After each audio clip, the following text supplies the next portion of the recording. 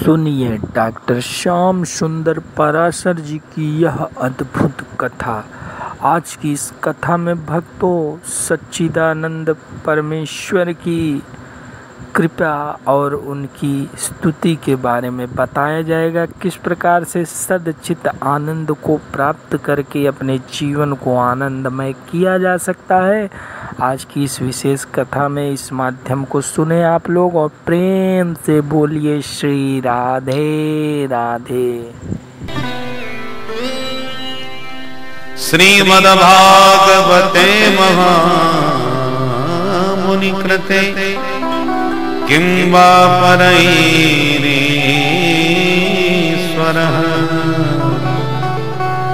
सद्यो हृद्यवरुद्धते कृतभिः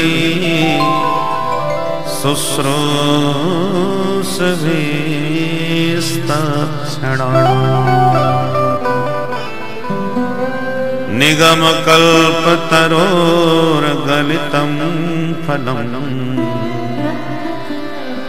शुकमुखादमृतद्रवसंयुतम् पिबत भागवतं रसमालयम् मुहुरहो रसिका भुवि भावुका।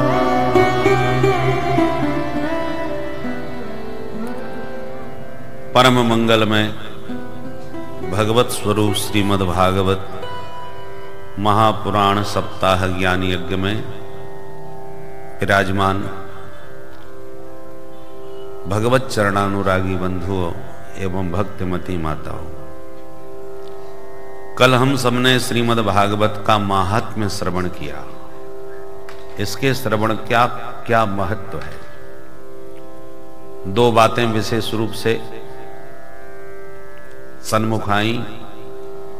पहली बात, भक्ति, ज्ञान और वैराग्य तीनों को प्रकट करने वाली यह दिव्य कथा है। ज्ञान वैराग्य जो जर्जरित हो रहे थे, आज समाज में भक्ति तो बहुत बढ़ रही है। कथाएं पहले गिनी चुनी सुनने में आती थी, अब एक एक शहर में कई कई कथाएं एक साथ होती हैं। भीड़ भी खूब नजर आती है, मंदिरों में भी खूब भीड़ है, तीर्थों में भी बड़ी भीड़ है। लगता तो यही है कि भक्ति जवान हो रही है, परंतु इस भक्ति की भीड़ में ज्ञान वैराग्य कहीं खोए हुए हैं, किसी गहरी नींद में सोए हुए हैं। भक्तों में की भीड़ में आज स्थिति भक्तों से पूछी जाए तुम किसकी आराधना कर रहे हो, आराधना का स्वरूप क्या है, कुछ नहीं मालूम। यहां तक कि कथा के श्रोताओं, कथा के बाद में अपने क्षेत्र में तो भागवत की बड़ी चर्चा है, कई क्षेत्रों में तो कथा सुनने के बाद श्रोता जब जिज्ञासा लेके आते हैं तो कहते महाराज हमने आज आपकी भागवत गीता सुनी, बड़ा आनंद आया। तो समझ में नहीं आता कि हम गीता सुना के आए हैं कि भागवत सुना के आए हैं। भगवत गीता तो समझ में आती है, ये भागवत गीता क्या होती है। भागवत अलग विषय है, गीता अलग विषय है। गीता महाभारत का अंश 700 श्लोकों के द्वारा 18 अध्यायों में गोविंद की गाई हुई है। श्रीमद् भागवत महापुराण 18,000 श्लोकों का सुखदेव जी की वाणी से गाया हुआ ग्रंथ है, ये पुराण है। तो ज्ञान का बड़ा अभाव दिखाई पड़ता है। आज स्थितियां ऐसी हैं कि हम 4 वेद और 18 पुराण जो हमारा मूल वाङ्मय है उसके भी नाम हम ठीक से न जानते होंगे। ग्रंथों में क्या लिखा है उसकी तो बात बहुत दूर की है, ग्रंथों के नाम भी हमें ठीक से नहीं मालूम। तो ज्ञान हमारा सोया हुआ है और वैराग्य भी एकदम सुसुप्त है, खोया हुआ है। और जब ज्ञान वैराग्य की उपेक्षा करके भक्ति होती है तो विडंबना पैदा करती है। और इसलिए वृंदावन में भक्ति रोती हुई नारद जी को दिखाई पड़ी, क्योंकि ज्ञान वैराग्य एकदम मूर्छा में पड़े हुए थे। आज भी समाज में भक्तों की भीड़ है, पर ज्ञान वैराग्य मूर्छित हैं। इसलिए श्रीमद् भागवत एक ऐसा पावन ग्रंथ है जो ज्ञान वैराग्य संयुक्त भक्ति को प्रकट करता है। ज्ञान वैराग्य विहीन भक्ति अंधी भक्ति होती है। आज समाज में भक्त तो हैं, पर अंधे भक्त हैं, और उस अंधी भक्ति का ही दुष्परिणाम है कि कहीं भी ले चलो, कुछ भी करा लो, क्योंकि हमें कुछ ज्ञान तो है नहीं। अंधों में काने राजा जो आ जाते हैं, वो अंधों को अपने इशारों पर चलाने लग जाते हैं। इसलिए आज पाखंड का खूब बोलबाला हो रहा है, पाखंड खूब फल फूल रहा है। जिम पाखंड विवाद से लुप्त भय सदग्रंथ। पाखंड के फल फूलने का मूल कारण क्या है? क्योंकि भक्त तो हैं पर अंधे हैं। जिधर चाहो उधर ले जाओ। और ऐसी अंधी भक्ति का समाज में दोहन होता है। दोहन ही नहीं होता, अपितु शोषण होता है। पर नारद जी ने सनकादिकों के माध्यम से श्रीमद् भागवत का श्रवण करा के बुढ़े ज्ञान वैराग्य को जवान कर दिया। अपने स्वस्थ पुत्रों को देख करके भक्ति मैया भी ताता थैया करके थिरक उठी, नृत्य कर उठी। भक्ति सुतौ तौ तरुण गृहीत्वा प्रेमयी करूपा सहसा विरासी। तो कल की कथा के महात्म्य में भक्ति ज्ञान वैराग्य को पुष्ट करने वाला यह ग्रंथ है। और दूसरी बात, धुंधकारी जैसे पतित पापी प्रेत का भी उद्धारक यह ग्रंथ है। इसलिए जीवन में कभी किसी को उदास, निराश, हताश होने की आवश्यकता नहीं, क्योंकि भक्ति स्वरूपा भागवत की यह ज्ञान गंगा बड़े से बड़े पापात्माओं का पाप प्रक्षालन करने के लिए प्रवाहित हो रही है। मुक्ति दानेन गर्जती। श्रीमद् भागवत मुक्ति के दान की सिंह गर्जना कर रहा है। श्रीमद् भागवत का प्रथम श्लोक के मंगलाचरण का गायन शार्दूल विक्रीडित छंद में हुआ है। शार्दूल विक्रीडित छंद। शेर दहाड़ता है तो सब चारों ओर वन में भगदड़ मच जाती है। उसी प्रकार शार्दूल विक्रीडित छंद से श्रीमद् भागवत का मंगलाचरण करके व्यास जी ने मुक्त दान की मानो गर्जना प्रारंभ कर दी श्रीमद् भागवत के माध्यम से। भागवत गर्जना एक बार भितरवार क्षेत्र में हुई तो थी महाराज, बड़ी जोरदार गर्जना हुई थी। हमने तो दीवालों पर ही पढ़ी थी। अब वो गर्जना कैसी हुई थी हम लोग को तो सुनने का सौभाग्य नहीं मिला था, परंतु अच्छी बात है। ये गर्जना शब्द पहली बार हमको पढ़ने में आया, इस भितरवार में ही आया, और तो कहीं हमने और जगह कहीं नहीं देखा भागवत गर्जना। कहीं सप्ताह ज्ञान यज्ञ, कहीं भक्ति ज्ञान यज्ञ, तो सब जगह देखे, और भागवत गर्जना इधर ही क्षेत्र में देखी। परंतु भागवत मुक्ति दानेन गर्जती इस शब्द से लिया हो, अच्छी बात है। तो ये 3 श्लोक अभी आपको हमने सुनाए भागवत के प्रारंभ के। उसमें प्रथम श्लोक में मंगलाचरण है, भगवान का ध्यान किया गया है। दूसरे श्लोक में ग्रंथ का अनुबंध चतुष्टय बतलाया गया है। अनुबंध चतुष्टय का मतलब होता है विषयश्चाधिकारी च संबंधस्य प्रयोजनम। इस ग्रंथ का मूल विषय क्या है, इस ग्रंथ के श्रवण का पात्राधिकारी कौन है, इस ग्रंथ से आपका संबंध क्या है, और इस ग्रंथ को आप क्यों सुनने आए हैं, इसके सुनने से लाभ क्या होगा, उद्देश्य क्या है। ये 4 विषय, इसको कहते हैं अनुबंध चतुष्टय। ये द्वितीय श्लोक में बताया, और तीसरे श्लोक में ग्रंथ का परिचय दिया।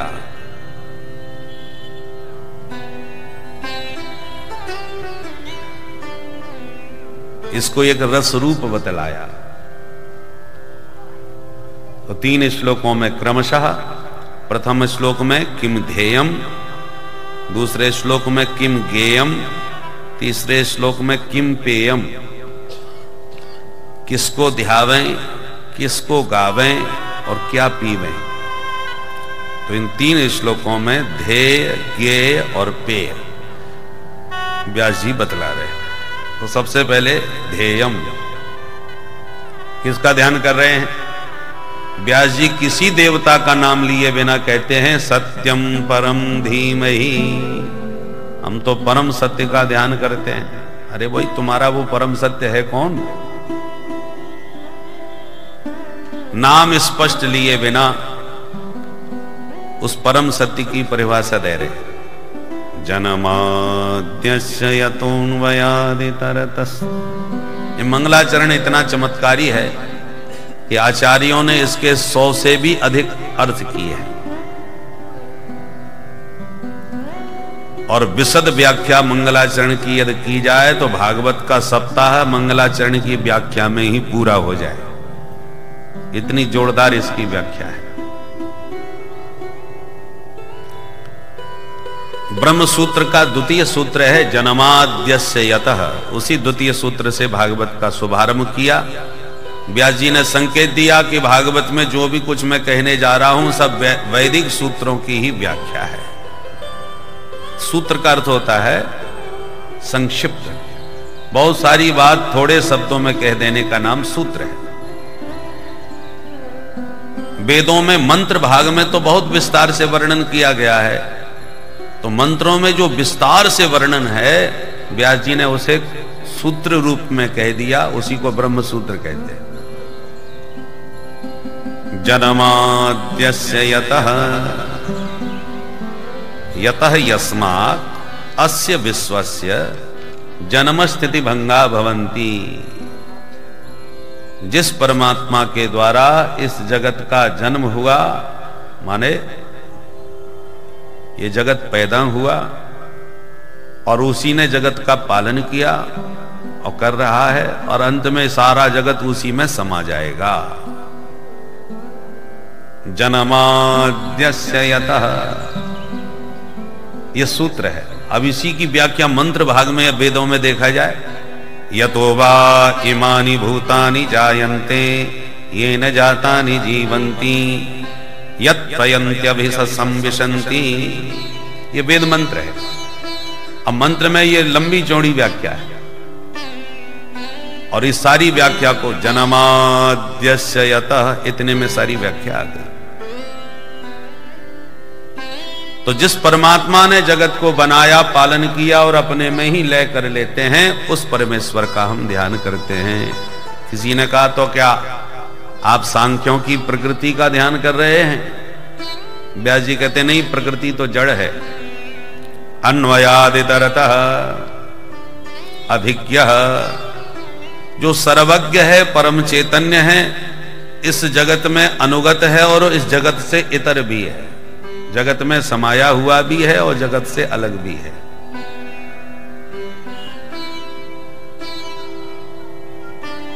वेदांत का विषय है, बिना दृष्टांतों के समझना कठिन है और वेदांत में प्रायः घट और पट के दृष्टांत ज्यादा मिलते हैं, क्योंकि घटपट के दृष्टांत से बात झटपट समझ में आ जाती है। व्यवहार में पहले यही प्रयोग होते थे, घट या पट। तो घड़े का दृष्टांत देते हैं, जैसे मिट्टी से घड़ा बनाया। अब घड़े में मिट्टी अनुगत है, व्याप्त है।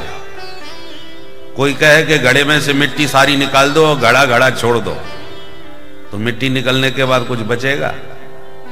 अरे बना ही पूरा मिट्टी से है, मिट्टी के न रहने पर घड़ा में रहा ही क्या?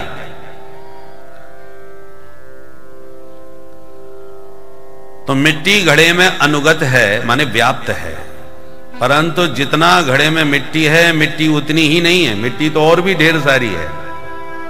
मिट्टी के कुछ अंश से घट बन गया। तो मिट्टी घट में व्याप्त भी है और घट से इतर भी है।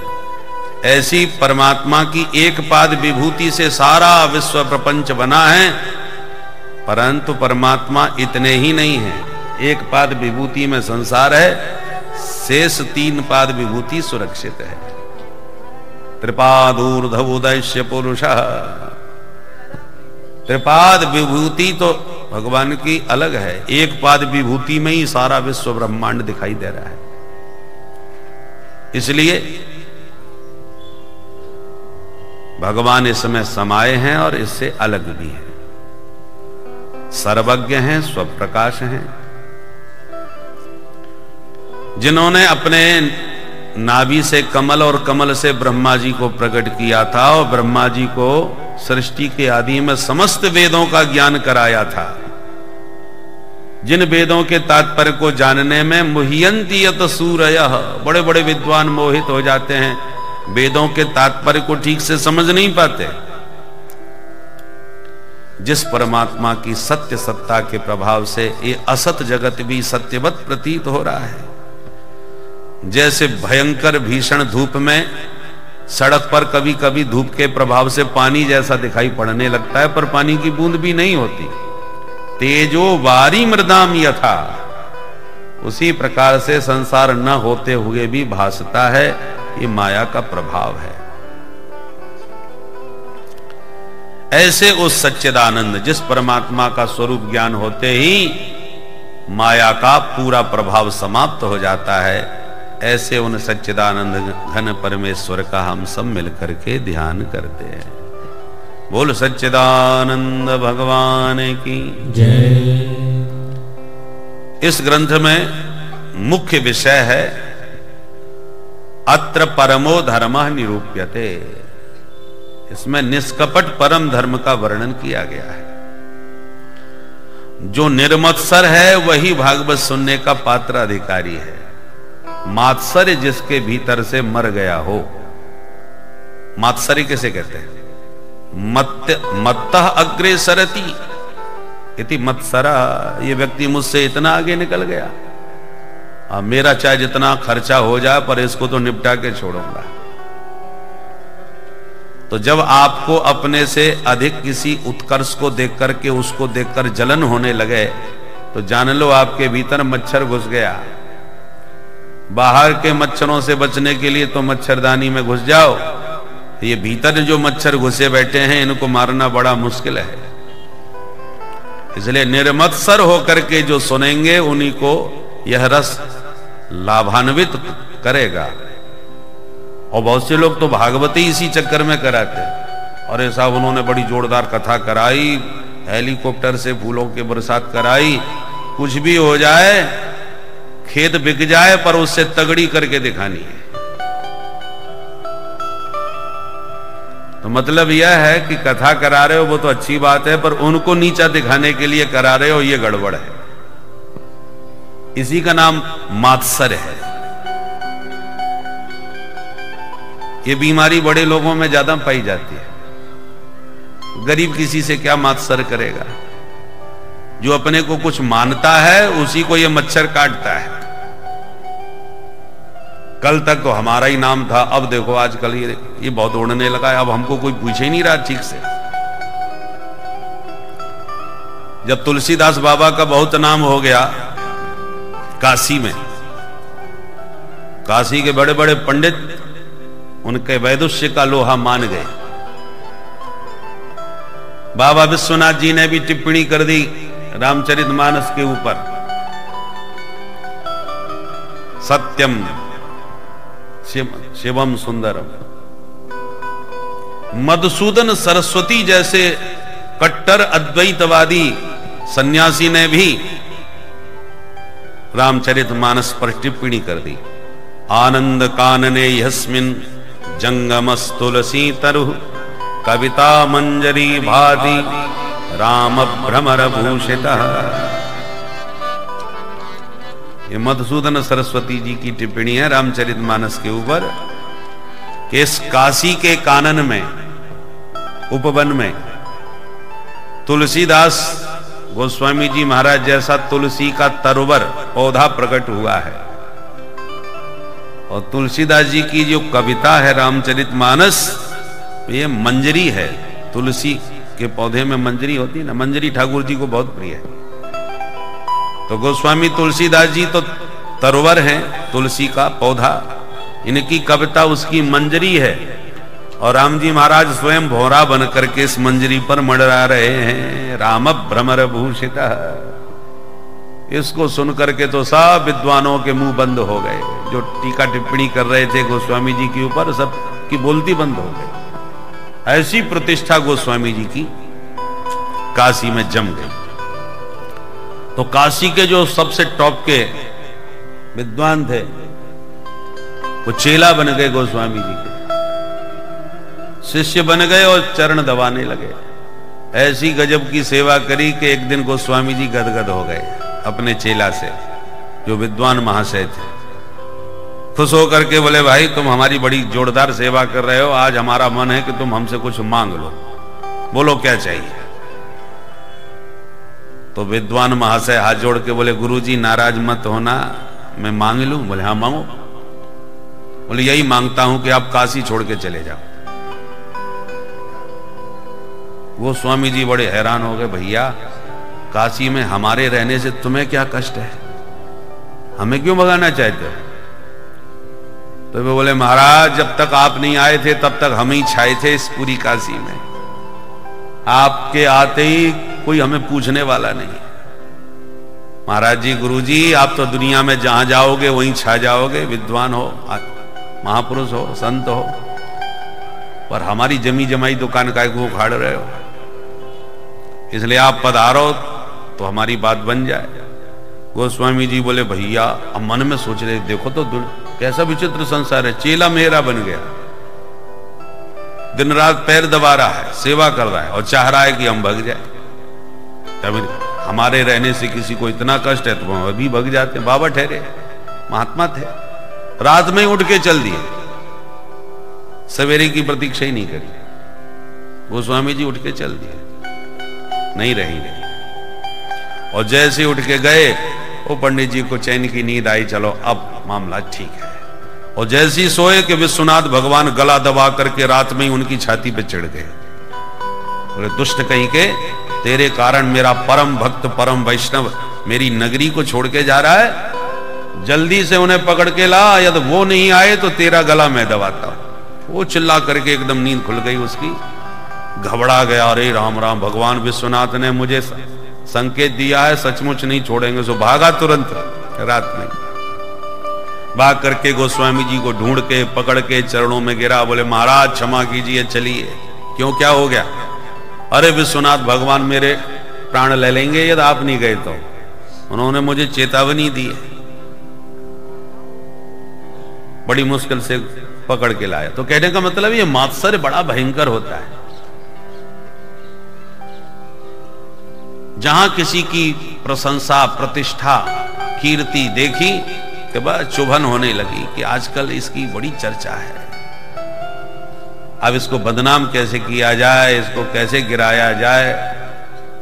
ये प्रकृति जो है इसी का नाम मात्सर्य है। निर्मत्सराणाम सताम। यदि ये मात्सर्य आपके भीतर है तो कथा सुनने से कोई फायदा नहीं। बर्तन खट्टा है, दूध भरोगे दूध ही फट जाएगा, ना रबड़ी बन।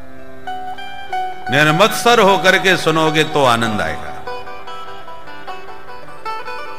जब किसी की प्रशंसा सुनने में आवे, किसी की तरक्की प्रतिष्ठा को देखो तो मन प्रसन्न हो जाए, वाह भगवान की बड़ी कृपा है भैया, हमारे देखते देखते ये व्यक्ति कहां से कहां पहुंच गया। ऐसी भगवान सबके ऊपर कृपा बरसाते रहें, बरसाने वाली की ऐसी कृपा बरसती रहे। भागवत के श्रवण की पात्रता। अच्छा, सुनने से फायदा क्या होता है? 3 फायदे गिनाए। वेद्यम वास्तवमत्र वस्तु शिवदम तापत्रयोन्मूलनम्। पहला फायदा, वास्तव वस्तु वेद्यम। इस कथा के श्रवण करने से वास्तव वस्तु का बोध हो जाता है। वास्तव वस्तु क्या है? वास्तवो जीवः वास्तवी माया वास्तवम जगत। जीव का स्वरूप क्या है, जगत का स्वरूप क्या है, माया का स्वरूप क्या है, इन तीनों को वास्तव कहा जाता है। तो जीव जगत और माया के स्वरूप का ज्ञान हो जाएगा, और उसके ज्ञान होते ही तापत्रयोन्मूलनम, हमारे आपके तीनों प्रकार के ताप मिट जाएंगे। दैहिक, दैविक, भौतिक ताप मिट जाएंगे और शिवदम, हमारा परम कल्याण हो जाएगा। और इतना ही नहीं, सज्जो हृद्यवरुद्धते, वह ईश्वर इस कथा के श्रवण की इच्छा करने वाले श्रोता के हृदय में जहां सुनने की आप लोग विराजमान हैं, कोई काम याद आ गया तो पट्ट से उठे और झट से चल दिए। अवरुद्ध उसे कहते हैं कि चाहते हुए भी वो जा ना पाए। जेलर साहब कैदियों के बीच में चाहते हुए भी जो बाहर न जा सके वह अवरुद्ध, और मर्जी हुआ तो भीतर, मर्जी हुआ तो बाहर, जो भीतर बार होता रहे वो विराजमान है, स्वतंत्र है।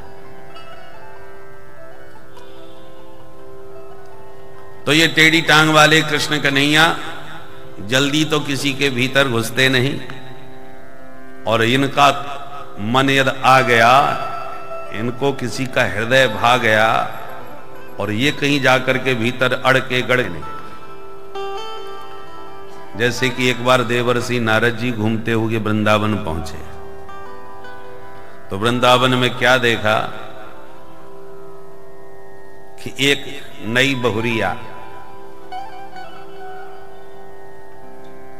आंख बंद करके ध्यान लगा के बैठी है, ब्रज गोपी। नारद जी को बड़ा आश्चर्य हुआ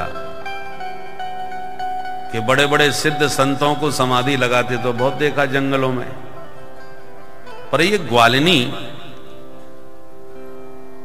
शादीशुदा नई नवेली बहू ये जमुना तट पर आकर के कैसे समाधि लगाए बैठी है, ये किसका ध्यान कर रही है? तो नारद जी उसके सामने जाके खड़े हो गए। गोपी ने जब नेत्र खोल करके नारद जी को देखा, अरे महाराज जी दंडोत, प्रणाम किया। नारद जी बोले, देवी जी पहले ये बताओ, ये आंख बंद करके आप किसका ध्यान कर रही थी? भोली भाली ब्रज की गोपी बोली, अरे महाराज मैं का जानू ध्यान व्यान का होए, मैं तो आफत की मारी अपनी समस्या को बैठी बैठी समाधान ढूंढ रही हूं। समस्या क्या है तुम्हारी? गोपी बोली, बाबा समस्या बहुत तगड़ी है, आप कुछ उपाय बताओ तो सुनाओ, नहीं तो का फायदा सुनावे थे। नारद जी बोले, दुनिया की ऐसी कोई समस्या नहीं जिसका समाधान नारद के पास ना हो, तुम अपनी बात बताओ, समस्या क्या है? गोपी बोली, महाराज तो सुनो मेरी समस्या। मेरी सबसे बड़ी समस्या है ये नंदो को छोरा। या ने ऐसी नाक में दम कर राखी है, जाके चक्कर में घर को कछु काम ही ना हो पाए। अब आगे पीछे की समस्या तो बहुत ही रही है महाराज, तुम आज की यही समस्या सुन लो, सुनाओ। बोले, आज मैं सवेरे सवेरे जगी तो मेरी सास बोली, बहू जा गैया दोहला। मैं मटकिया उठा के गैया धोबे चली आई। मैं प्रेम ते गौशाला में बैठी बैठी गैया दोहरे लगी, और गैया धोते धोते नंद को छोरा मेरे बगल में आके खड़ा है गो, तिरछी चितवन से निहार करके मुस्कुरा भी लगो। तो मैंने पूछ रही, अरे लाला कैसे आयो? तो मोते बोलो, भाभी अब सबर ही दूध दो लेगी, मैं भी सवेरे को भूखो डोल रहा हूं, ने मोइये पिवाए दे।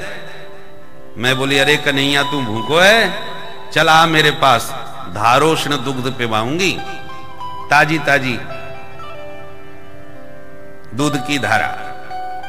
सुई कन्हैया मेरे बगल में आके बैठ के मुंह फाड़ करके पीवे को संकेत दे भी लगो। मैंने बर्तन की जगह सबरो दूध बाके मोड़े में धो दियो।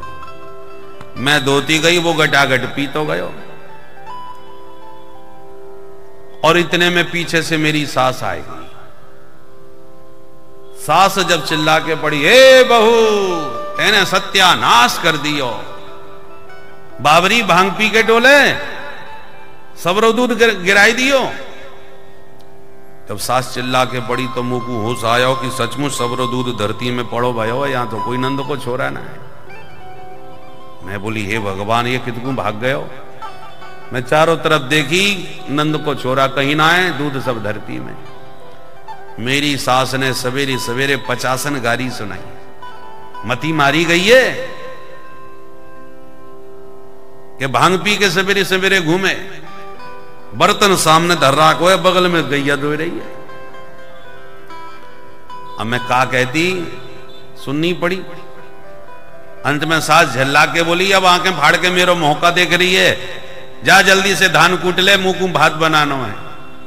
मैं भागी आते, मुंह से लेके धान कूटने लग गई आंगन में। धान कूटते कूटते नंदो को छोरा फिर सामने आके खड़ो है गयो। मुस्कुरा के बोलो, भाभी कैसे मुंह लटकाए बैठी है, सास ने कजू ज्यादा कह दी का? मैं बोली, कन्हैया तू हमारी छोड़, हम सास बहू में तो चलती रहे, तू कैसे आयो? भगवान जाने मैं बातें कहा बातें करती रही। होश तब आयो जब सास की आवाज कान में सुनाई पड़ी, ए बहू कौन ते बड़बड़ाए रही है? तब वो होश आयो, वहां तो कोई नंद को छोरा ना है, मैं तो अपने आप से ही बातें कर रही। मुंह को बड़ी लाज शर्म लगी। सास ने आके फिर 50 सुनाई। अपने आप से ही बातें करती डोले, निश्चित रूप से पागल है गई, बाबरी है गई ये तो। अब जल्दी से जाके जमुना जल भर ला, पीवे को पानी की बूंद ना है घर में। मैं मटका लेके भागी गई, जमुना जल भरवे को। तुम्हारा जमुना जल तो मैंने भर लियो, मटका मेरो भारी, वो पे उठाते ना बनो। अब मैं सोच रही कहा करूं, इतने में नंद को लाला आ गयो। अरे भाभी मैं ऊंचाई दूं का? मैं बोली, अरे कन्हैया बड़े मौके पे आए, उन्हें एक सहारा लगाए दे, ऊंचाई दे। वो आनंद के छोरा ने हाथ लगायो, मैंने मटका उठाया, उठाते ही दम गिर के फूट गयो महाराज ये मटका। और मटका मेरो फूट गयो, घर में जाती 50 फिर सास की गारी सुननी पड़ेगी। और यही हाल रहो तो काउदना सास मुकू घर से निकाल देगी। ये तो बाबरी है गई, पागल है गई, काऊ काम की ना है। महाराज मेरी बसी बसाई गृहस्थी सब चौपट हो गए वारी है। सो मटका तो मेरो फूट गयो, मैंने आज कमर कस लिया, नंद के छोरा है, अपने चित्त से निकार की छोड़ूंगी, नहीं तो जाके चक्कर में मेरो घर बर्बाद है जाएगा। सो मैं आंख बंद करके वही अभ्यास कर रही हूं कि वो निकल जाए तो मेरो घर गृहस्थी में मन लग जाए। मैंने सबरी कोशिश करके देख ली महाराज, मेरे बस की तो बात रही ना है। अब आज का आप कछु जादू टोना तंत्र मंत्र जानते हो तो बता दो, समस्या मेरी ये है। सुन करके नारद जी तो सिर पकड़ के बैठ गए, मन में सोचे भी लगे। प्रत्याहृत्य मुनिक्षणम विषयतो यस्मिन मनोधित्सति। बड़े बड़े अमलात्मा, बिमलात्मा, महात्मा, योगींद्र, मुनीन्द्र, ज्ञानी, ध्यानी, संत, सन्यासी घर परिवार छोड़ के जंगल में जाकर के राख लगा करके नितांत एकांत में शांत बैठ करके जिस परमात्मा के चरण कमलों का ध्यान लगाते हैं और फिर भी वो ध्यान में नहीं आते, उस परमात्मा को ये अपने हृदय से निकालने के लिए ध्यान लगा रही है। और गजब की बात है कि वो चित्तचोर इनके चित्त से जा नहीं रहा, चित्त में चिपका और गड़ा हुआ बैठा है। मुग्धेयम किल तस्य पश्य हृदयात निष्क्रांति माकांक्षति। जिस परमात्मा को हृदय में लाने के लिए तो साधन करने वाले बहुत हैं, परंतु ब्रज की गोपियां उसको हृदय से निकालने का प्रयास कर रही है, फिर भी वो नहीं निकलता। ये भक्ति का चमत्कार है, ये प्रेम लक्षणा। बाबा आपका फल है तो आप काय को खट्टा बताओगे? अपने फल की कोई निंदा करता है क्या? फल बेचने वाले आवाज लगाते हैं, मलाई वाले केले। तो केला ही होता है, वो मलाई से थोड़ी बना है, परंतु बेचने का तरीका होता है। वो अपने फलों की तारीफ में बहुत बढ़िया बढ़िया उपमाएं देता है। एक सज्जन आवाज लगा रहे थे, खरबूजे शक्कर से मीठे। एक व्यक्ति सुन के प्रभावित हो गया, उसने खरीद लिया तुरंत। अमनिया करके पाया तो एकदम फीका निकला। एकदम फीका जब निकला तो नाराज हुआ, क्यों भाई मूर्ख बना रहे हो लोगों को, इसमें तो कोई स्वाद ही नहीं है। बेचने वाले ने कहा मैं कह तो रहा हूं चिल्ला चिल्ला के कि खरबूजे शक्कर से मीठे। अरे शक्कर डाल के खाओ, खरबूजे शक्कर से मीठे, शक्कर से मीठे लगेंगे। तो ये बेचने का तरीका है भाई, अपना माल कैसे ठिकाने लगाया जाए। तो किसी ने पूछा व्यास जी फल तुम्हारा है तो आप उसे खट्टा क्यों कहोगे, ये बताओ, भागवत मीठा ही है, इसमें प्रमाण क्या है। व्यास जी कहते हैं तो प्रमाण भी है मेरे पास। जिस फल में तोता मुंह मार दे तो आंख मूंझ के समझ लो गारंटी से मीठा निकलेगा। मेरे भागवत रूपी फल में भी तोते का मुंह लगा है। कौन से तोते का? शुक मुखादमृत द्रव संयुतम। व्यासनंदन भगवान परमहंस परिव्राजकाचार्य श्री सुखदेव जी जैसे परमहंस का मुख लगा हुआ है, इसलिए खट्टा होने का प्रश्न ही नहीं। अच्छा बाबा यदि ये रसीला है तो इसमें रस क्या है? बोले रसो वैसह रसम हेवानम लब्ध्वानंदी भवति। परमात्मा रस स्वरूप हैं। परमात्मा का एक नाम है अमृत, अमृत द्रव संयुतम। उस अमृत रस से भरा हुआ भागवत रूपी फल है। मृत माने मरने वाला और अमृत माने कभी न मरने वाला। भगवान अमृत हैं और ऐसे अमृत भगवत रस से भरा हुआ भागवत रूपी फल है। पिबत भागवतम रसमालय मुहुरहु रसिका भुवि भावुका। व्यास जी कहते हैं अहो रसिका अहो भावुका। हे रसिक जनो, हे भावुक जनो, आओ और पिबत इस भागवत रूपी रस का पान करो। किसी ने कहा अभी आप इसे फल कह रहे थे, गलितम फलम कहा, और अब कह रहे हो पिबत पियो। अरे फल कहीं पिए जाते हैं महाराज, फल को खाया जाता है, फल को चूसा भी जाता है, पीने वाला फल तो हमने आज तक नहीं सुना। व्यास जी कहते हैं पिबत हम इसलिए कह रहे हैं क्योंकि इस फल में न छिलका है न गुठली है, प्योर रस ही रस भरा है। छिलका गुठली कुछ नहीं है। जिसमें छिलका गुठली बीजा आदि होता है ना, उसी का रस चूसा जाता है। जब रस ही रस है, छिलका गुठली बीजा कुछ है ही नहीं, इसलिए कान के दोनों में भर भर के इस रस का पान करो। प्योर जूस है, फेंकने वाली कोई चीज नहीं है, सर्वग्राह्य रस है। एक बार नहीं, मुहु मुहु माने बारंबार। जितनी बार पियोगे उतना ही रस का स्वाद बढ़ेगा।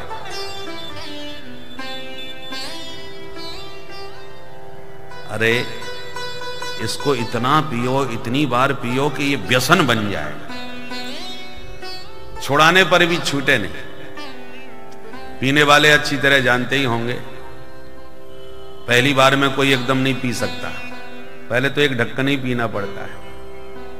हमको तो नहीं मालूम, पर जिनको मालूम है और जिनका हाल सुनते हैं, तो भाई जिसकी शादी नहीं हुई तो उसने बारात तो करी ही है, जानता तो है ही है। एक ढक्कन पीना भी गले के नीचे उतारना मुश्किल पड़ जाता है, इतनी कड़वी चीज। फिर एक एक ढक्कन पीते पीते फिर एक एक गिलास पीना चालू करता है, और धीरे धीरे एक दिन वो आता है कि घड़े घड़े बोतल खाली कर देता है। कई लोग तो बिना पानी के पी जाते हैं, है ना पंडित जी? बोलो राधे राधे राधे। तो देखते हैं, जानते हैं भाई, अब कितना भी आप कितना उसको समझाओ कि नहीं नहीं ये बोतल एक दिन तुम्हें पी जाएगी, छोड़ दो, हाथ मत लगाओ, परंतु जिसके मुंह लग गई अब वो तो छोड़ने वाला नहीं है। कितनी कड़वी चीज जो गले के नीचे नहीं उतर रही थी, अब उसको छोड़ना मुश्किल पड़ रहा है।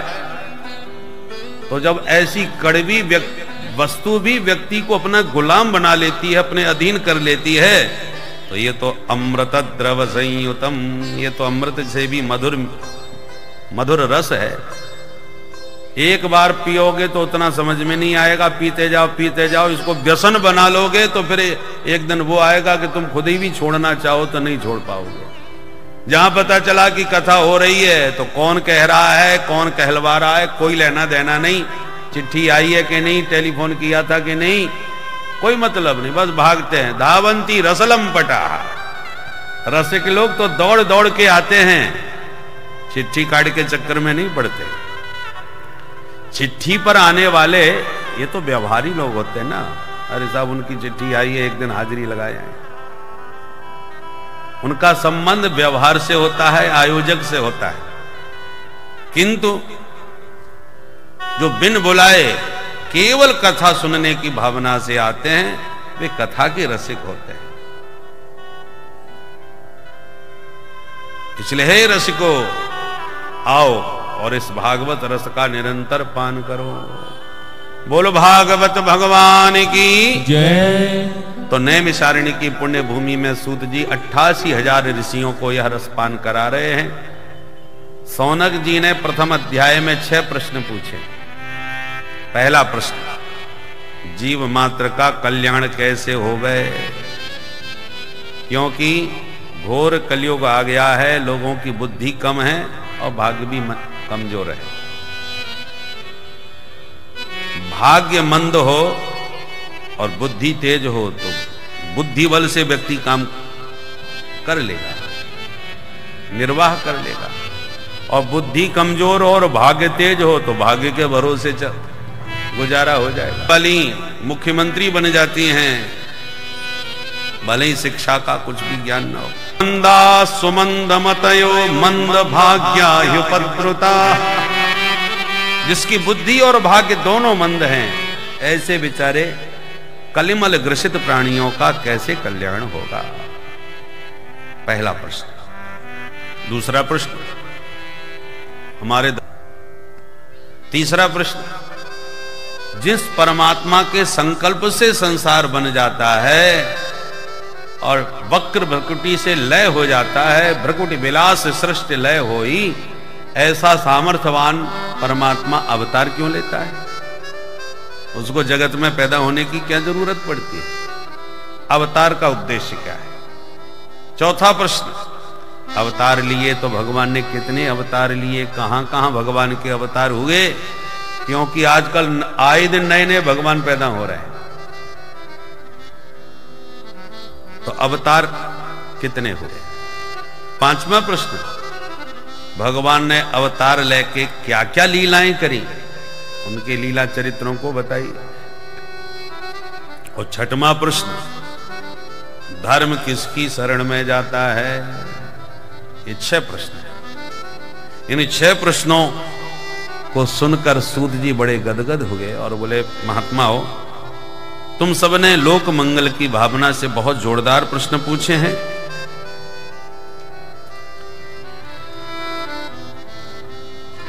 पहले हम अपने गुरुदेव का ध्यान कर लें, फिर इन प्रश्नों का जवाब आपको देते हैं। तो सूत जी महाराज ने 2 श्लोकों में अपने सदगुरु सुखदेव महाप्रभु का ध्यान किया। यम प्रव्रजन्तमनुपेतमपेत कृत्यम द्वैपायनो विरह कातर आजुहाव पुत्रेति तन्मयतया तरवोभिनेतो तम सर्वभूत हृदयं मुनिमानतोऽस्मि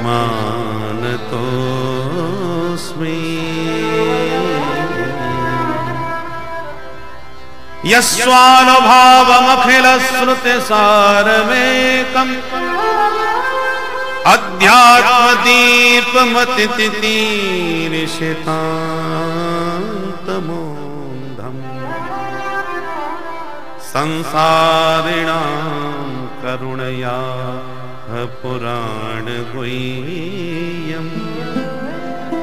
तं व्याससूनुमुपयामि गुरुं मुनीनाम् तं व्याससूनुमुपयामि गुरुं मुनीनाम्। इन 2 श्लोकों में सुखदेव जी की वंदना और ध्यान किया गया है। बु माने अंधकार और रू माने प्रकाश। हमारे जन्मांतर के अंधकार को मिटा करके जो हमारे हृदय में ज्ञान का प्रकाश भर दे, उसका नाम है गुरु। गुकारः अंधकार स्यात् रुकारस् तन्निरोधकः अंधकार प्रकाशत्वात् गुरु इत्यभिधीयते। हमारे पूज्य सद्गुरुदेव श्री अवध के पंचरसाचार्य श्री स्वामी रामहर्षण दास जी महाराज ने अनेक ग्रंथ लिखे हैं। उनमें प्रेम बल्लरी, विनय बल्लरी, विरह बल्लरी, ध्यान बल्लरी, प्रेम रामायण, लीला सुधा सिंधु आदि अनेक से ग्रंथ हैं। उसमें विनय बल्लरी का एक पद है जिसमें गुरु महिमा का निरूपण किया गया है। गुरु तत्व क्या है? आइए उन्हीं के पद के माध्यम से हम भी अपने अपने सदगुरु का ध्यान करें। अघियन अघहरण देव, अघियन अघहरण देव, अघियन अघहरण देव, अघियन अघहरण देव, सद्गुरु सुखकारी। अघियन अघहरण देव, अघियन अघहरण देव, सद्गुरु सुखकारी। अघियन अघहरण देव, अघियन अघहरण देव। आरत हर प्रभु कृपाल, आरत हर प्रभु कृपाल। दीन बंधु प्रणत पाल, दीन बंधु प्रणत पाल। आरत हर प्रभु कृपाल, दीन बंधु प्रणत पाल। आरत हर प्रभु कृपाल, दीन बंधु प्रणत पाल। सुधा सिंधु जनहि मोर, सुधा सिंधु जनहि मोर, सुधा सिंधु जनहि मोर, सुधा सिंधु जनहि मोर। अभय करन हारी।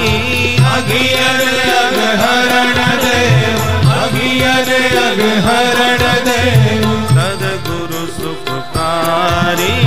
अघियन अघहरण देव, अघियन अघहरण देव। मंत्र तारक भानु समा, मंत्र तारक भानु समा। दय हरि घोर तमा, दय हरि घोर तमा। मंत्र तारक भानु समा, दय हरि घोर तमा। मंत्र तारक भानु समा, दय हरि घोर तमा। ज्ञान ज्योति परम छाय, ज्ञान ज्योति परम छाय, ज्ञान ज्योति परम छाय, ज्ञान ज्योति परम छाय। जनहि करत पारी। अघियन अघहरण देव, अघियन अघहरण देव, सद्गुरु सुखकारी। अघियन अघहरण देव, अघियन अघहरण देव। राम में रमाय नित्य, राम में रमाय नित्य। बिलग होत नाही चित्त, बिलग होत नाही चित्त। राम में रमाय नित्य, बिलग होत नाही चित्त। राम में रमाय नित्य, बिलग होत नाही चित्त। स्वामी सेवक स्वभाव, स्वामी सेवक स्वभाव, स्वामी सेवक स्वभाव, स्वामी सेवक स्वभाव। पंचरस प्रसारी। अघियन अघहरण देव, अघियन अघहरण देव, सद्गुरु सुखकारी। अघियन अघहरण देव, अघियन अघहरण देव।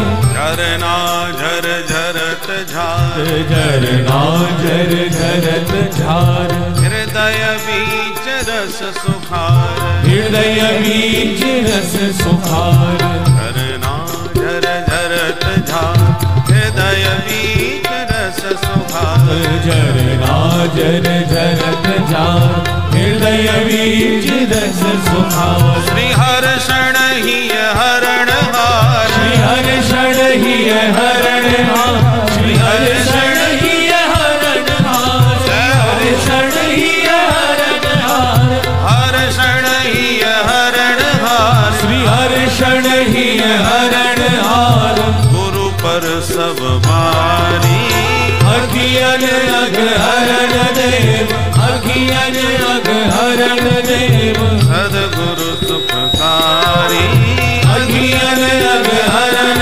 देव अखियन अग हरण देव अघियन अघ अघियन अघ अखियन अग हरण देव। बोलो सदगुरुदेव भगवान की जय।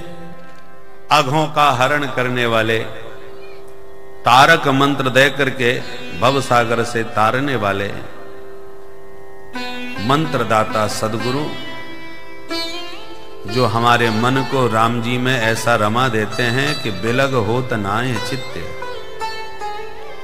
जैसे किसी दुर्व्यसन से ग्रसित व्यक्ति लाख प्रयास करने पर उस व्यसन को छोड़ नहीं पाते, ऐसे ही जब सद्व्यसन लगता है राम जी के उस प्रेम रस में रमण करने लग जाता है मन, तो बिलग होत नाही चित्त, फिर उससे मन अलग नहीं हट पाता और प्रेम का झरना निरंतर उसके हृदय पटल पर झरने लगता है, आनंद सिंधु में सदा सराबोर रहने लगता है।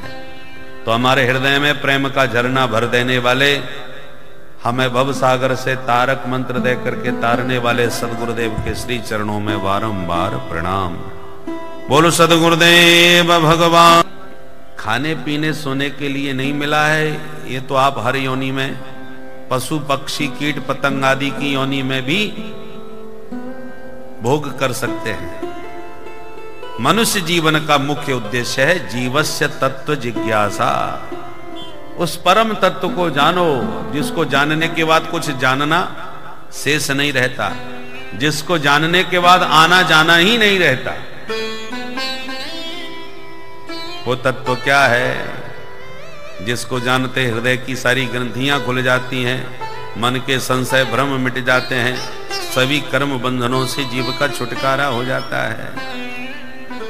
उसी परमात्मा के 24 अवतार धरती पर हुए हैं प्रमुख रूप से, पर कृष्णस्तु भगवान स्वयं परिपूर्ण रूप से तो कृष्ण कन्हैया के रूप में भगवान प्रकट में है। महाराज ये जो भागवत है इसकी रचना किसने करी? सूत जी कहते हैं ऋषियों, द्वापर के अंत में श्री कृष्ण द्वैपायन वेदव्यास जी महाराज का अवतार हुआ। व्यास जी बैठे बैठे एक दिन बड़े खिन्न होने लगे। क्यों? बोले घोर कलयुग के कलुषित प्राणियों की बुद्धि और उनके पापाचरण का अपनी दिव्य दृष्टि से दर्शन किए, क्योंकि भूत भविष्य वर्तमान तीनों कालों के ज्ञाता हैं, त्रिकालज्ञ ऋषि हैं। तो कलयुग के प्राणियों का कैसे कल्याण होगा यह विचार करके उन्होंने एक वेद के 4 विभाग कर दिए, ऋग्वेद, यजुर्वेद, सामवेद, अथर्ववेद। वेदों का विस्तार करने से नाम वेद व्यास पड़ गया, वैसे इनका नाम है द्वैपायन।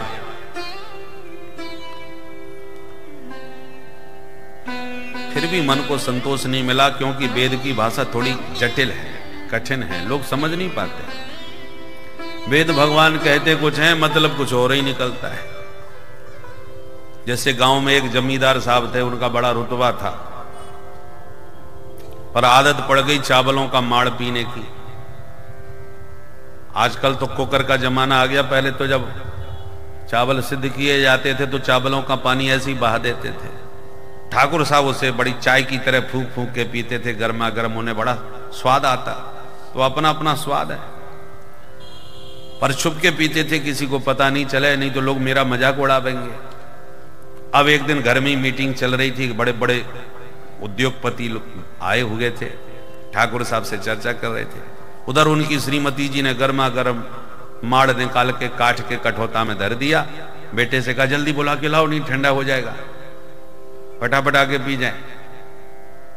तो जब बालक बुलाने गया तो मीटिंग चल रही थी। अब बड़े बड़े करोड़पतियों को देख करके बालक को लगा यदि मैंने सबके बीच में यदि कह दिया तो पिटाई होगी हमारी, और नहीं कहूंगा तो माड़ ठंडा होगा, तो अब क्या करूं। उसने सबके बीच में ही कही, पर ऐसे कही कि पिताजी के अलावा किसी के पल्ले ही नहीं पड़ी। सबके बीच में बोला, पिताजी। हाँ बेटा। बोले, पिताजी धानुपुर से माड़ू जी आए हैं, कठौता घाट पे बैठे हैं, जल्दी चल के मिल लो, नहीं शीतलपुर को चले जाएंगे। बोलो राधे राधे। अब बाहर के जो लोग आए थे उनको प्रसंग नहीं मालूम, उन्होंने समझा धानुपुर नाम का कोई गांव रहा होगा, जैसे घाटमपुर है वैसे धानुपुर भी होगा। वहां से माणू नाम के सदस्य कोई मिलने आए हैं, कठौता घाट के किसी दियादा घाट की तरह कोई कठौता घाट भी होगा, और वहां राह देख रहे हैं, वो नहीं मिलेंगे तो कोई महत्वपूर्ण है बेचारे, चले जाएंगे शीतलपुर को, सीतापुर की तरह शीतलपुर भी होगा।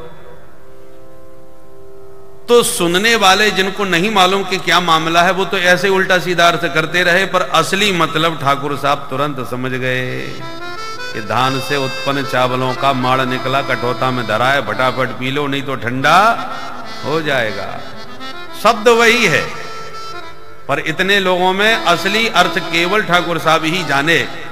ऐसे वेदों ने कहां कौन सी बात किस अभिप्राय से कही है, ये वही समझ सकते हैं जिसने सांगोपांग वेदों का अध्ययन किया है। अल्पज्ञ व्यक्ति यदि वेद पढ़ेगा तो अर्थ का अनर्थ करने लगेगा। इसलिए हमारे ऋषि मुनियों ने सबको वेदों का अधिकार नहीं दिया, क्योंकि अनाड़ी अल्पज्ञ व्यक्ति जब धर्म ग्रंथ पढ़ने लगता है तो सरस्वती भी डरने लगती है कि मूर्ख कहीं हमारा शब्द का अनर्थ न कर दे। विभेत्कल्प श्रुताद वेदो मामयम प्रहरष्यति। वेद भगवान उसी प्रकार डरते हैं मूर्खों से, जैसे आपका ऑपरेशन होने वाला हो और डॉक्टर साहब आके कहे भैया जी जरा आराम से लेटे रहना, मैं भी जिंदगी में आज पहली बार ऑपरेशन करूंगा। अब बोलिए आप पर क्या बीतेगी, ये मूर्खानंद को पहले नंबर पर हम ही मिले, अनाड़ी है, भगवान जाने क्या कर बैठे, इसका तो तनिक हाथ कांपेगा, हमारा तो जैसी आराम हो जाएगा। तो कहने का मतलब यह है अनाड़ी से जैसे डर लगता है ऑपरेशन के समय, उसी प्रकार से वेद भगवान भी मूर्खों से डरते हैं कि मेरे शब्द का कोई गलत अर्थ न कर दे। विभेत्कल्प श्रुताद वेदो मामयम प्रहरष्यति। तो व्यास जी महाराज को लगा कि वेदों की भाषा बहुत कठिन है, लोग समझ नहीं पाएंगे, इसलिए पंचम वेद की रचना करी, नाम है जिसका महाभारत। वेदों का समस्त सार सर्वस्व निकाल करके महाभारत में सन्निहित कर दिया। पर फिर भी व्यास जी को संतोष नहीं मिला, पुराणों की रचना प्रारंभ करी, एक एक करके 17 पुराण लिखे, तब भी व्यास जी के मन को पूरी संतुष्टि नहीं मिली। इतने में देवर्षि नारद जी नारायण नारायण करते हुए वहां से निकले। नारद जी ने जैसी व्यास जी को देखा तो टोका, अरे पाराशर जी बड़े परेशान बैठे हो, क्या बात हो गई। पाराशर्य महाभाग भवत कच्चिदात्मना परितुष्यति शारीर आत्मा मानस एव वा। पाराशर्य महाभाग। पराशरस्यापत्यम पुमान पाराशर।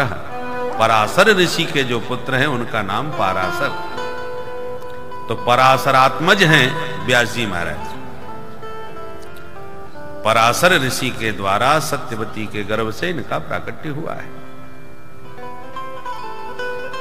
तो पूछा, आपका मुख उदास क्यों दिख रहा है। व्यास जी ने तुरंत नारद जी को प्रणाम करके आसन दिया, पूजन किया पूजया मास विधिवत नारदम सुर पूजितम। और हाथ जोड़ के कहा, महाराज मैंने बड़े बड़े ग्रंथ लिखे हैं, परंतु इतना साहित्य लिखने के बाद भी मन को पूरी तरह संतोष नहीं मिल रहा, चित्त को शांति नहीं मिल रही, कमी कहां रह गई ये समझ में नहीं आ रहा। नारद जी कहते हैं हम बताते हैं। बताइए महाराज। नारद जी कहते हैं, व्यास जी ग्रंथ तो बहुत जोरदार लिखे हैं, पर किसी भी ग्रंथ में गोविंद के गुण नहीं गाए हैं। जब तक हरि के गुण नहीं गाओगे तब तक चैन नहीं पाओगे, चाहे जितना लिख लो विधि निषेध की बातें। संत भगवान के चरित्रों को सुनकर के सुखी होते हैं, और उनके लिए आपने ऐसा कोई ग्रंथ नहीं है। नारद जी कहते हैं, मुझे देखो, मैं दासी पुत्र था, पर माताजी साधु सेवा करती थी, माताजी के साथ मैं भी संतों की सेवा करने लगा।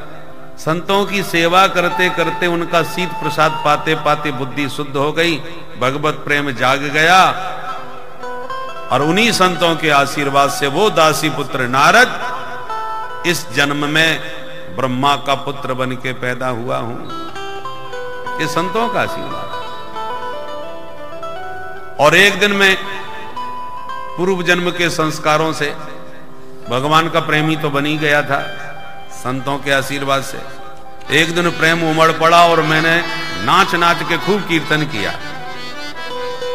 जय सिया राम जय जय सिया राम, जय सिया राम जय जय। ताली बजा के सभी गाइए, जय सिया राम जय जय सिया राम, जय सिया राम जय जय सिया राम, जय सिया राम जय जय सिया राम, जय सिया राम जय जय सिया राम, जय सिया राम जय जय सिया राम, जय सिया राम जय जय सिया राम, जय सिया राम जय जय सिया राम, जय सिया राम जय जय सिया राम, जय जय सिया राम, ओ जय जय सिया राम, जय जय सिया राम,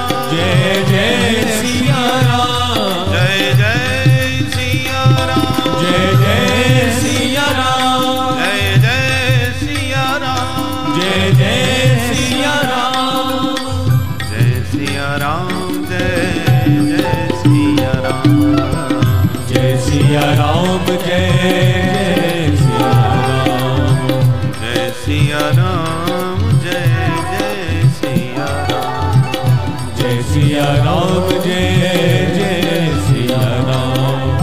सिया राम जय जय सिया राम, जय सिया राम जय जय सिया राम, जय सिया राम जय जय सिया राम, जय सिया राम जय जय सिया राम, जय सिया राम जय जय सिया राम, जय सिया राम जय जय सिया राम, जय सिया राम जय जय सिया राम, जय सिया राम जय जय सिया राम, जय सिया राम जय जय सिया राम, जय सिया राम जय जय सिया राम, जय सिया राम जय जय सिया राम, जय सिया राम जय जय सिया राम, जय जय सिया राम, ओ जय जय सिया राम, जय जय सिया राम, जय जय सिया राम। नारद जी कहते हैं, मैंने मस्ती में कीर्तन गाया तो मेरे कीर्तन से साक्षात श्री हरि प्रकट हो गए मेरी आंखों के सामने। बोल भक्त वत्सल भगवान की जय। मैं प्रभु के चरणों में लिपट गया। जीवन में मैंने पहली बार प्रभु को प्रत्यक्ष देखा। कहां तो एक दासी पुत्र और कहां ब्रह्मा पुत्र बन के आज प्रभु का दर्शन कर रहा हूं। मैं बहुत आनंद में झूम गया प्रभु का दर्शन करके, और भगवान ने भी गदगद होकर के मुझे प्रसन्नता पूर्वक ये वीणा प्रदान कर दी और कहा, वत्स इस वीणा को लेकर के जाओ और इसी वीणा पर मेरे नामों का कीर्तन करते हुए जगत में विचरण करो, नाम की खूब प्रचार प्रतिष्ठा करो। नारद जी कहते हैं, जब से ये वीणा मेरे हाथ लगी है तब से बस वीणा बजाता हुआ प्रभु के गुण गाता हुआ जगत में घूमता हूं। मानव, दानव, दैत्य, राक्षस कोई भी हो, इस नारद का सब जगह सम्मान होता है। ये मेरा नहीं, ये वीणा का चमत्कार है, प्रभु के नाम का चमत्कार है। कैसी है ये वीणा? वीणा की महिमा नारद जी गा रहे हैं। देवदत्ता वीणा, देवदत्ता वीणा, देवदत्ता वीणा, देवदत्ता वीणा, स्वर ब्रह्म विभूषिता, स्वर ब्रह्म विभूषिता, देवदत्ता वीणा, देवदत्ता वीणा, मूर्छयित्वा हरि कथा, मूर्छयित्वा हरि कथा, गायमान शराम्यहम्, मूर्छयित्वा हरि कथा, गायमान शराम्यहम्, गायमान शराम्यहम्, देवदत्ता वीणा, देवदत्ता वीणा, निरेगा पमरेगा निरेगा मदानी सारे सानी द पमगरे स मगरे स, देवदत्ता वीणा, सानी सानी द पमगरे स, देवदत्ता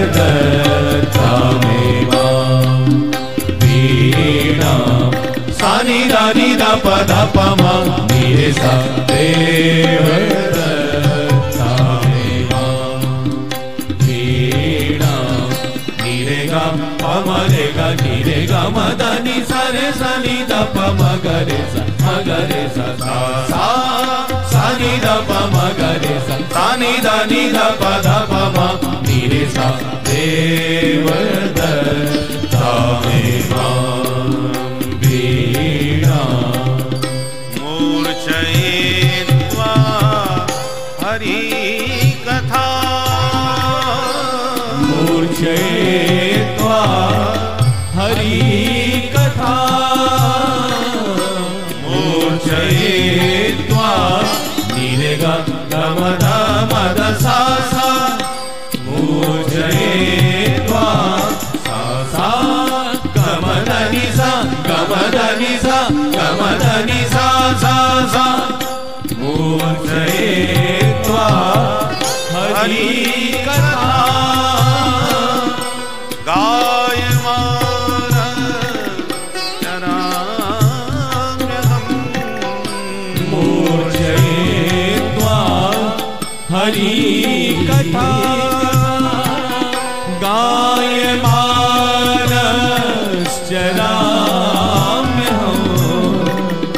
गायमानश्चराम्यहम्, देवदत्ता वीणा, देवदत्ता वीणा, देवदत्ता देवदत्ता देवदत्ता वीणा, इमाम वीणाम देवदत्ताम। नारद जी कहते हैं भाग साक्षात गोविंद के कर कमलों से दी हुई यह दिव्य वीणा है जो स्वर ब्रह्म विभूषित है, स्वर से समन्वित है। स्वर किसको कहते हैं? स्वयं यो राजते नादः सस्वरः परिकीर्तितः। जिसके श्रवण करते ही मन आनंद से खिल जाए उसका नाम स्वर है। नाद, नाद माने ध्वनि। जो ध्वनि आपको आनंद से भर दे उसका नाम स्वर।